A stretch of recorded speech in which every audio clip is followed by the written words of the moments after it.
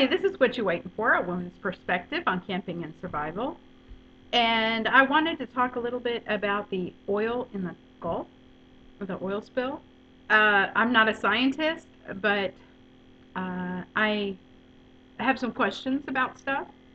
The first thing is, okay, we see all the pictures, CNN and the local news, about all the animals dying. And the last one I've seen was the eel and the shark, and they're spreading out this I guess they call it disbursement, this chemical, and they're putting it on. And what happens to it? It goes from the top layers, it gets heavy, and it sinks down to the bottom.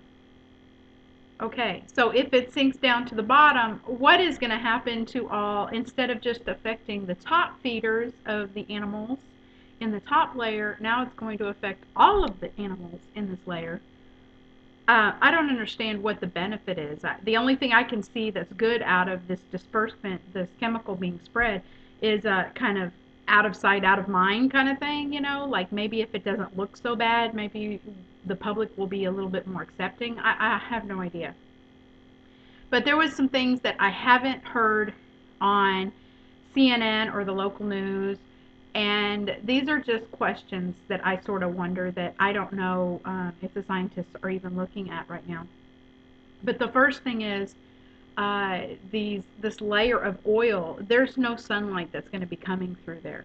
How is that going to be affecting the animals on the bottom because of the sunlight? Not just because of the oil, but because there is no sunlight going down. What's going to happen for the seaweed, the algae, whatever it does, whatever the plants are that these animals live on when they cannot grow because they do not have sun? The second thing I haven't heard anything about was the ocean is where most of the rain comes from. It evaporates. Is this oil going to prevent the water going from evaporating? And if so, is it going to affect the rain that comes down, especially there in Louisiana? If it affects the rain, is it going to affect the bayous because the rain is not going to be coming down? Are the bayous level going to be going down because it's not raining to be able to fill them back up? I haven't heard anything one way or the other. I don't even know. Can water that has that much oil on it, can it evaporate? I have no idea. Is it going to affect our weather for the upcoming 6 months, year, whatever? Are we going to have an extremely dry weather because of that? I haven't heard anything. And I'm not a scientist, so I have no idea. These are just things that me and my family were thinking about. Also, the hurricanes. What would happen if a hurricane would go through there? Is it going to pick up that oil and bring it further on land? I mean, we used to live near the Houston area, and hurricanes were a big worry on our part. And besides worrying about hurricanes, are they going to have to worry about it picking up this oil? And this stuff might not be drastic right now, but maybe later on we don't know the implications of all this, especially if they don't stop the thing. The other thing I was thinking of is the wave patterns. Viscosity, sorry, the viscosity of oil is different than the viscosity of water.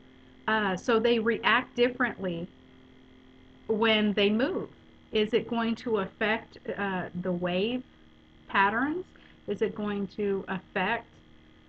I have no idea. And I haven't heard any of the scientists talking about these things because that could affect us a little bit longer term with the weather. And we need to know what to prepare for. I mean, if we are going to have an extremely hot summer, and we don't have the ability to have extensive rain because of this happening in the Gulf. I'm here in Texas, so we're pretty close. And I would like to find out. I mean, I'd like to know what to prepare for, and I don't know if they're getting ready for that. In a hurricane, I have family that are down there close to the Gulf, what should they do? I mean, is it going to be extremely worse if the hurricane does come?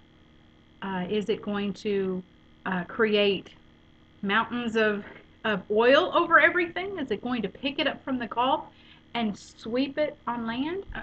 We have no idea what's going to happen. And I wish the scientists would get beyond just, okay, we need to take care of the oil. We need scientists thinking of every aspect of how that's going to bother the population. I mean, look at those poor people down there preparing for Memorial Day weekend, and the beach in Louisiana is closed. That's their livelihood.